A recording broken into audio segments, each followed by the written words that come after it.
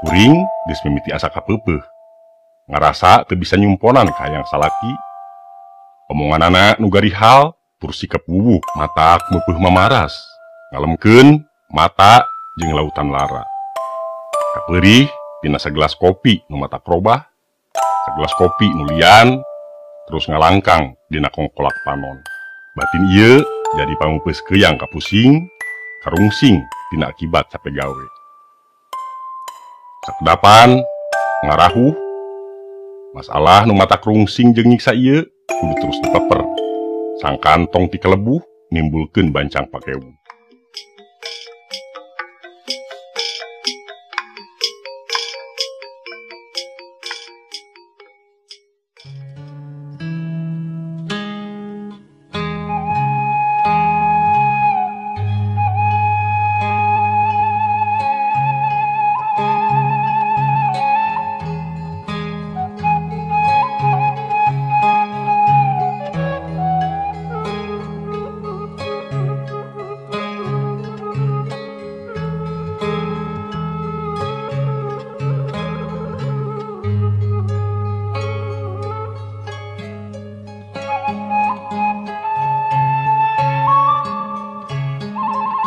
Sagelas cikopi panas, mayambah di jero dada, panasna karasa awet.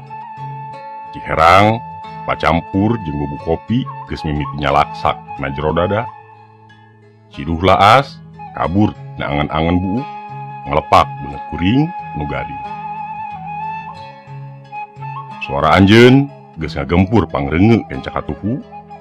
Kopi nanahaon nu kieu? Tadi ge pan titah nyieun kopi nu amis. Gulana karisa kedi, Kang. Naha atuh, lain meuli, wuri-wuri apa rek beak. Biasana akang sok resepna kopi pahit. Nya eta mah bareto, tapi pan ayeuna mah hayangna kopi nu amis. Dasar kana adol.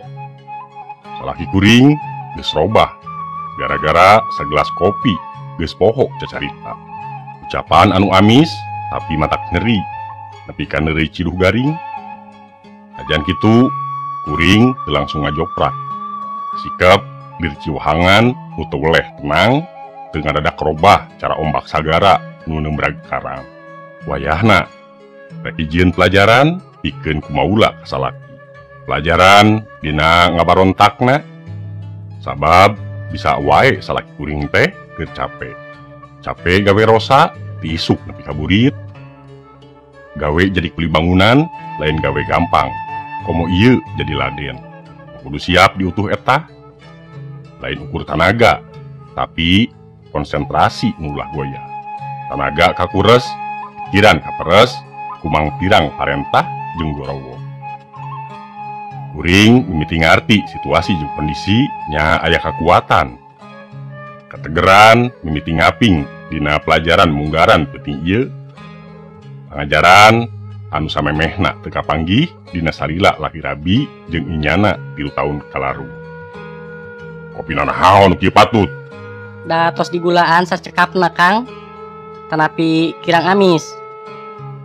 Ari didinya pamajikan atawa awewe batur. Ngaladenan salaki sorangan ge beteb becus. Puguh dek ngaronda penting ieu teh.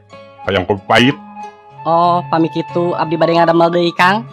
Manggeus lah, rek meuli we di warung. Kuring geus mimiti asa kapeupeuh. Ngarasa teu bisa nyumponan ka hayang salaki. Omonganana nu garihal tur sikep wuwuh matak meupeuh mamaras. Ngalemkeun mata jeung lautan lara. Kapeurih tina sagelas kopi nu matak robah, sagelas kopi nu lian, terus ngalangkang dina kongkolak panon. Batin ieu jadi pameupeus keuyang kapusing, karungsing tina akibat capek gawe. Sakedapan ngarahuh, masalah nu matak rungsing jeung nyiksa ieu kudu terus dipeper. Sangkan tong ti kalebuh nimbulkeun bancang pakewu. Cekolot eta mah kudu dipireng bari milang rangki. Nya kawilang cocog mun dilakukeun ku kuring, sabab imah kuring mah di jerona teu make lalangit. Nya kuring kudu teger.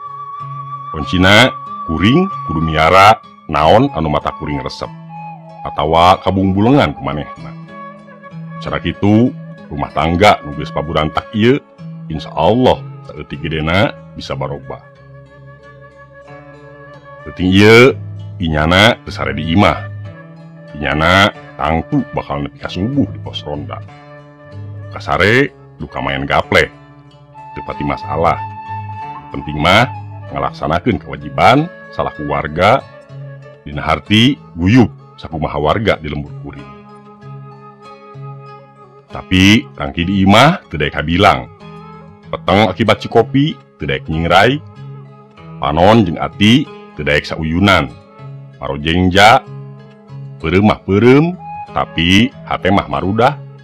Pikiran amalayang manjangkeun guligah. Sajan kitu, kuring tetep naneda kan kawasa sing dipaparin kekuatan lahir sinareng batin. Kasebut salaki kuring muga dijauhkeun tina bahla nu matak ngarungsingkeun hatena. Ngop, buka panto, kadenge suara nu ketrok. Sakedap Kang. Cekeng di buburanjak. Muka panto wae menika leked. Nembe nuju netepan tahajud. Kawas nu teu apa wae. Salaki katirisan di luar. Hapunten abdi Kang. Cikopi parantos hayagi dina meja Kang.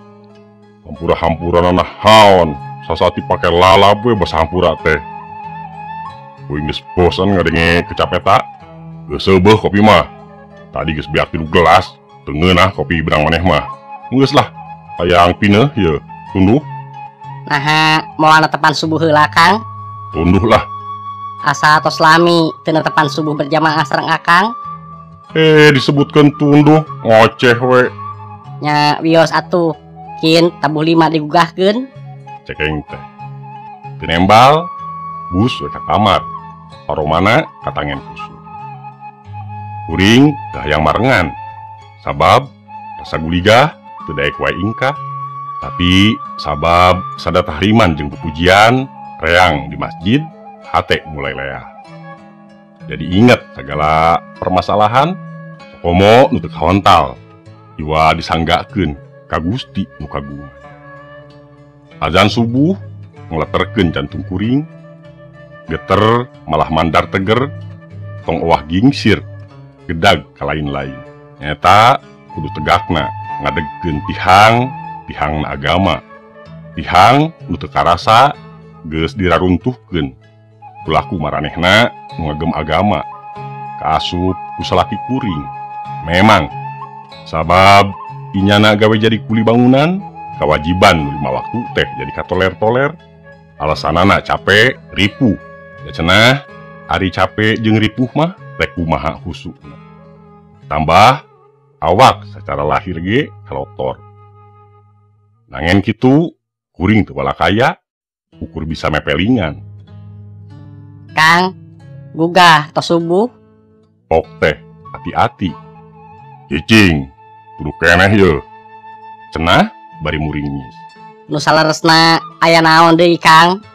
Kiwari ieu katinggalna kabilang rungsing bari tos wantun ngantunkeun kewajiban nu 5. Pok teh penasaran. Hayang panggih duit nu sabenerna. Ngahaja nyarita teh ku basa nu rada lemes.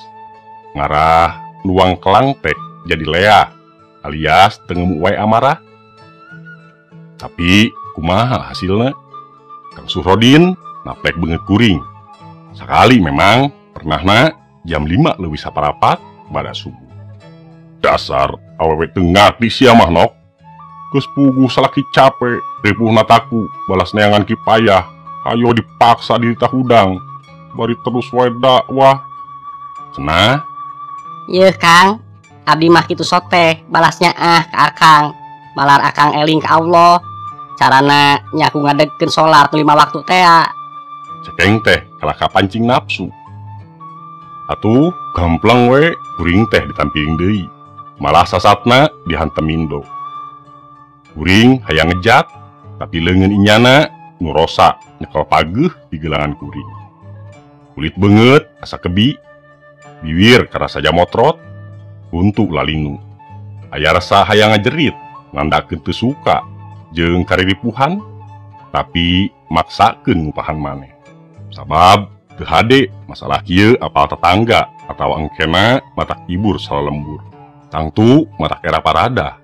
Sokomo mun nepi ka nyahueun dulur-dulur kuring yen Kang Suhrodin teh sok nyiksa kuring salaku pamajikanana. Mungguhing hate awewe mepes meer, kuring antukna ceurik gagauran, tuda teu kuat, ripuh jeung kaniaya. Nyeri, Kang, nyeri. Keng teh sasaat ngajorowok. Sok, sing tarik ngagorowokna. Disiksa deui ku dewek. Cenah bari terus nampilingan kuring. Pas karasa aya nu ngucur tina liang irung, satukar kebek, kuring ngejat bari pangupis. Najan mindeng katangkis, teu wudu leungeun Kang Suhrodin tarocet oge di kuetan kuring. Terus ngejat keluar, kuring diudag, tapi bolai. Sabab sarung Kang Suhrodin dikait dina kakaya Sosipanto samemeh saterusna ngudupruk labu. Kuring teu sudi nyoreang, langsung muru ka Kang Karmo, lanceuk kuring pituin nu kabeneran kapeto jadi RT. Imah kilanceuk teh memang teu jauh, ukur ka selang 4 sukunan, kabeh kenca nu sarua pernahna sisigang. Maksudna rek pakukumaha atawa menta bonggolongan ngeunaan kajadian nu anyar tumiba di rumah tangga kuring. Kang, tulungan abdi. Cekeng teh setengah ngagabruk kilanceuk di lawang panto. Aduh, Nok, memang aya naon mani boborot kieu, dikusruk maneh teh? Kang Karmo ngalepaskeun rangkulan kuring nu masih sesegruk. Disiksa ku Kang Suhrodin, Kang. Ok teh saengangna. Baru disiksa ku salaki maneh. Kuring ungeuk kawas budak beureum. Kurang ngajar tah si Suhrodin teh. Be, nu kieu mah geus kaasup ka RT. Wajib dilaporkeun ka polisi tah si Bangkawarah Atah Adol teh. Tuman Kang Karmo katangan kekerot nandakeun amarah nu teu kaampeu. Kuring teu bisa magar kumaha, basa nangen Kang Karmo langsung ngejat bari ngagidig muru ka imah kuring. Teuing naon nu deuk dilakukeunana atawa bener kitu rek nyerahkeun Kang Suhrodin ka kantor polisi. Dina kaayaan nu masih tagiwur jeung ripuh alatan cikopi nu lian, estu beuki nambah tagiwur. Malah sasatna bumi alam asa poek mongkleng, utamana basa ngadenge hawar-hawar yen Kang Suhrodin teh cenah tos taya di kieuna. Inyana nyang saya dina kaayaan sarungna nu masih dikait dina KKL Sosipanto. Ririwan Pakidulan akhir tahun 2016. Pemirsa, rupina mung sakitu anu biasa kapihatur, kirang langkungna simkuring nyuhunkeun dihapunten. Billahi taufiq wa hidayah. Wassalamualaikum warahmatullahi wabarakatuh.